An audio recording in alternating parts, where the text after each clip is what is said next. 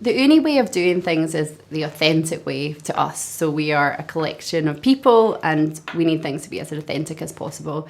We really care about the culture and work hard to make sure that we're truly living our values, that they're not just something that's put on the wall of a corporate office and kind of there for show. They have to be truly lived. And so we do things like when we have our training days, we talk to them. And when we hire, we talk to our values. When we bring people in for one-to-one meetings, we consider how people are living the values and demonstrating that in their everyday practice, helping us to reach our vision. So it's kind of all-encompassing and something that is, it just forms the basis of who we are at uni. As I said, we work really hard on the culture. We think it's important to look after people. We have a flexible culture here. Christian and I have young children. You know, not everyone does, but there's way more to life than work. So we make sure that people are trusted, that they can wear what they like, that there's real trust about kind of hours and like self-motivation, because everyone's an adult. We just believe that they'll make the right decisions for the business.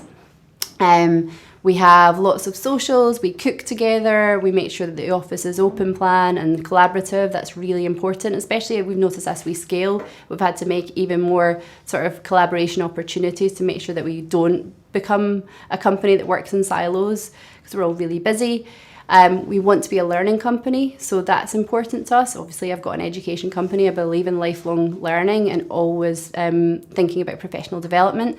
So we have made that compulsory, actually, to make sure you stop and take stock and think about your career. I feel the culture here at uni is very much one of positivity, kindness in everything that we do, and just showing a real passion for what we're doing here. I think personally I've never found it difficult to be passionate about making pizza.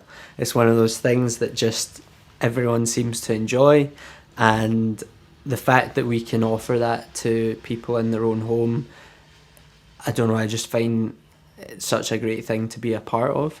And I think the culture here, that led by Darina and Christian as the co-founders, they've just really shown the importance of, in everything that we do, being kind, being passionate about it, being considerate for others, and just making sure that everything we do is for the right reasons going forward. But it's just such a great place to work. And I think if people feel that, then the better they work and the more we're likely to be at the forefront of that pizza oven market that we're trying to conquer just now. I struggle a little bit with describing what our culture is like, but I mean it goes to our values. I think we're all very ambitious, but we're passionate, but we're kind to each other as well. So there's a really good feeling of coming to work. I love coming to work early, and I know a lot of people do as well. I hear a lot of times when people are coming back from holidays that the last few days of their holidays, they've been away for a few weeks, say, they're very keen on getting back, because they just love coming to work, sell unis or create unis or support people around the world who are using our products. We try and make it as fun as possible. That doesn't mean that we're not strict on certain things. We're very target driven. We're very ambitious, but it's about finding that balance between kind of our values. So one of the biggest changes that we've had this year has been to hire our first out of the office workers. So we have sales managers in the US and we have a sales manager in Germany. So we're not just everybody in one office, which poses its challenges, and it's going to be very interesting to see how our culture evolves to include these people in the external offices. That will, as we're growing to be more and more people, we're now 42 people, we're probably going to be about 50 people by Q3 this year, 100 people within a year and a half, 2 years, most likely. The teams need to keep splitting into smaller teams so that teams don't suddenly become 25 person teams or 40 person teams, and the leadership in those teams has to stay sensible, so we don't have suddenly a situation where one person is a line manager for 25 people. Because again, for our type of business, I don't think that's going to be sensible. And that over time has the challenges of that some of these people have been in their positions for a long time, or relatively to the age of the company. And it's just managing those expectations that while teams might change in size, responsibility always grows.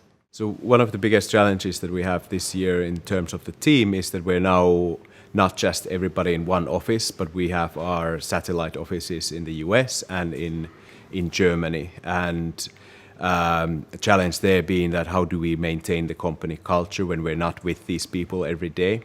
How do we keep them feeling that they're involved in the business on a daily basis?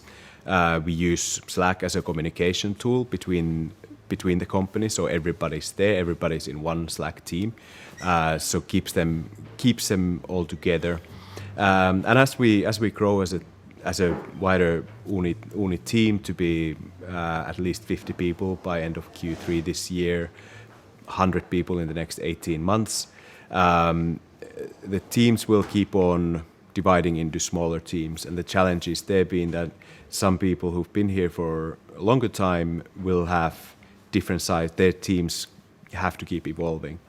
I think I got this quote from somebody recently is that I really like is that the only constant is change. I think that's very clear what's very important for us to remember. I think we have quite a straightforward organizational structure.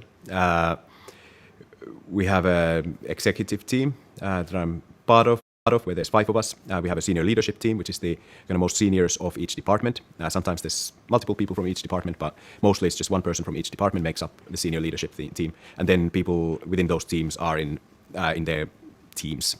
We're quite, I don't want to say, I'm not necessarily flat structure doesn't work for us, wouldn't work for the thing we're doing, because we are, again, single-mindedly focused on what we want to achieve. And sometimes you just have to have somebody to make a decision. This is what we're doing, and this is the road we're taking.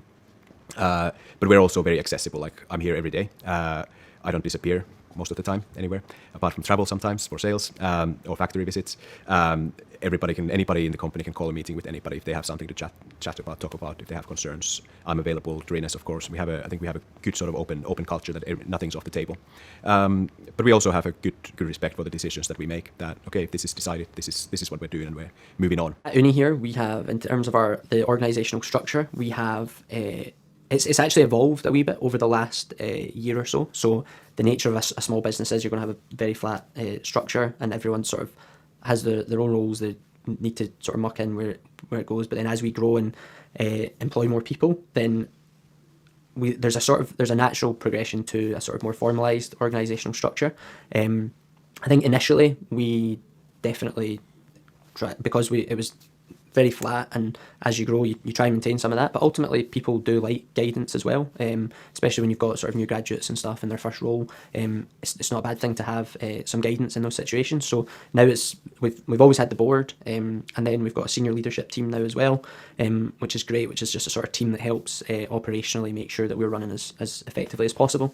And then within each team you've sort of got finance, HR, sales, ops, the customer experience team, the product team. Within those teams, you've then got certain people within those teams that have different roles. That I don't know. It's up to the senior leadership team to make sure that everyone's working as well as they can. So I think within our team, the biggest challenges that we face are probably fairly standard for a lot of growing companies, and it's just the rate of growth and keeping things sort of in check, making sure we're aware of everything that's going on. And when you've got so many different channels that people can get in touch through, social media, direct email, phone calls, all these sorts of things, and when they can go to different team members as well, the biggest challenge I think we face is getting lots of different information from lots of different places and trying to manage that very carefully. And that goes back to our value of rigor. It's about keeping detailed notes, making sure that if customers have been in touch once, we're aware of that, it's recorded, and if they get in touch again, we can still be aware of that information they've already provided. So I think that's our biggest challenge, is that the company is growing and our team's growing, and that just leads to some cross wires sometimes. So I think we're at a brilliant stage in Uni's growth in terms of how we interact as departments. Because we're still quite a small team, we can give immediate feedback to the relevant departments. So if we get an email from a customer about something that is relevant to sales, I can stand up and walk over to the sales department and say, guys, you need to address this. But as we're growing and as the team expands even across the world, it's really important that that is streamlined in a way that can be digested by anyone, anywhere. And that's where our reports come in. So on a monthly basis, we'll create a report per department, and that can be shared around all of the relevant departments.